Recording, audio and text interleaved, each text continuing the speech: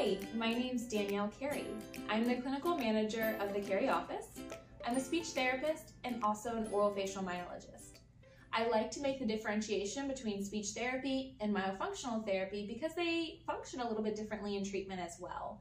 So as a myofunctional therapist, my job is to make sure that your child or yourself as an adult are in appropriate oral rest posture, have appropriate swallow patterns, and you are breathing nasally all of the time. And when you're sleeping, you're continuing that appropriate oral rest posture.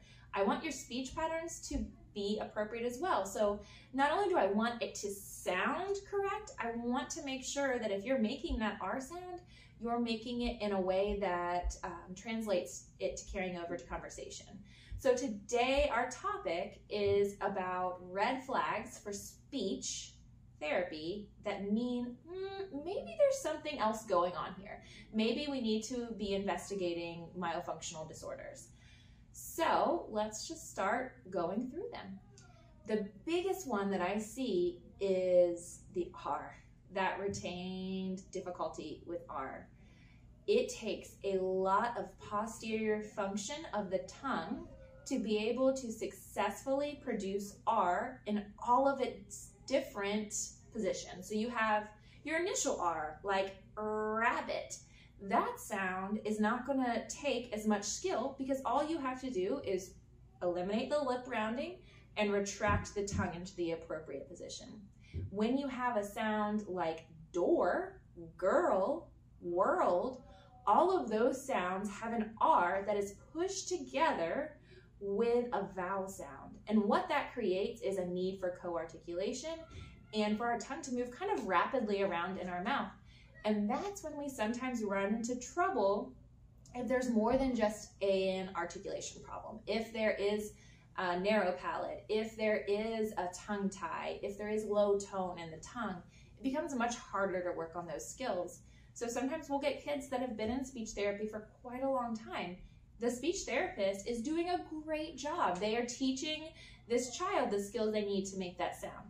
But if they're not a myofunctional therapist or don't have the knowledge of red flags for myofunctional therapy, what can be missing is the structural differences. So maybe they have a very narrow palate and it's really hard for the lateral edges of their posterior tongue to make contact for that sound. Maybe they've gotten really successful with a retroflex R and they can do that sound great at the word and sentence level, but you're having trouble carrying it over to conversation. So our job as the myofunctional therapist is to figure out the root cause. If the root cause is a posterior tongue tie, maybe your baby did okay latching and you were able to nurse and meet your goals, but then some sounds were slower to come in and you had to have some speech therapy and now they're 7, 8, 9, 10 and they've met all of their speech goals with the exception of this R. The R is a lot of speech therapists' arch nemesis. I really love it because I feel like if you can see the anatomy and figure out why this R is so difficult for a child that wants to get it, then you know the next step to take. So when we're looking at that R sound, if there's posterior restriction, what we'll first do is work on tone. We will give a battery of exercises or a list of exercises for your child to complete to help them get more movement, function, strength, control of their tongue to hit the target spots. Now, if the posterior restriction is not just low tone or inability to figure out where it needs to go, and it's more of a structural, the tongue frenum underneath is pulling on that tongue and they can't make contact, in that case I would start preparing for a phrenectomy and send a referral. I've had some kids that are older that have gone for phrenectomies and after 4 myo sessions, they have just taken all of this information that they've learned over however many years they've spent in therapy and they're able to generalize those skills and they don't need me for very long.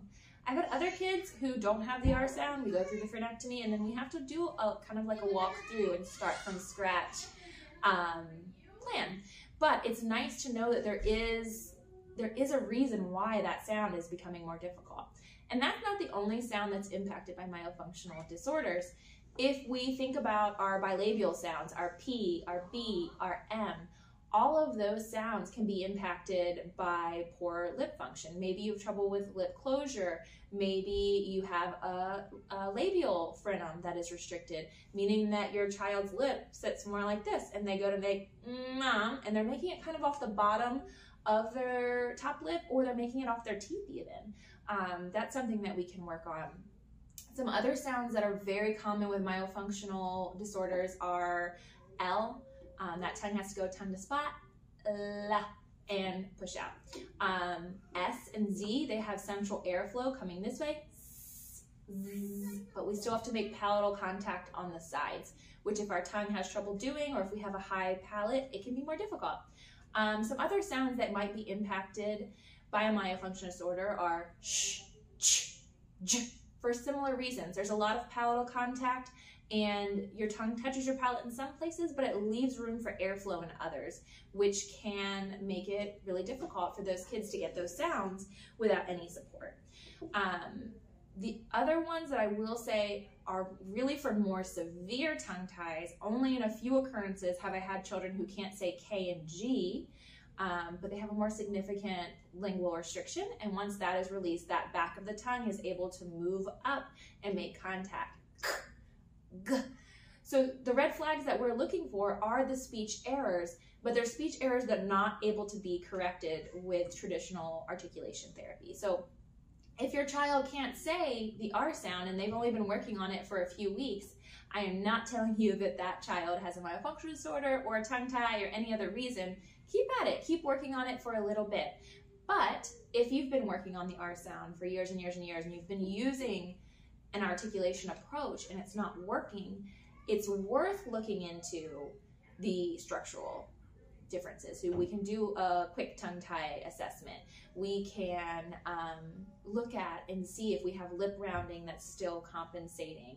We can see if it's the co-articulation of the vowels with the R, and try to figure out that root cause and help you through that process.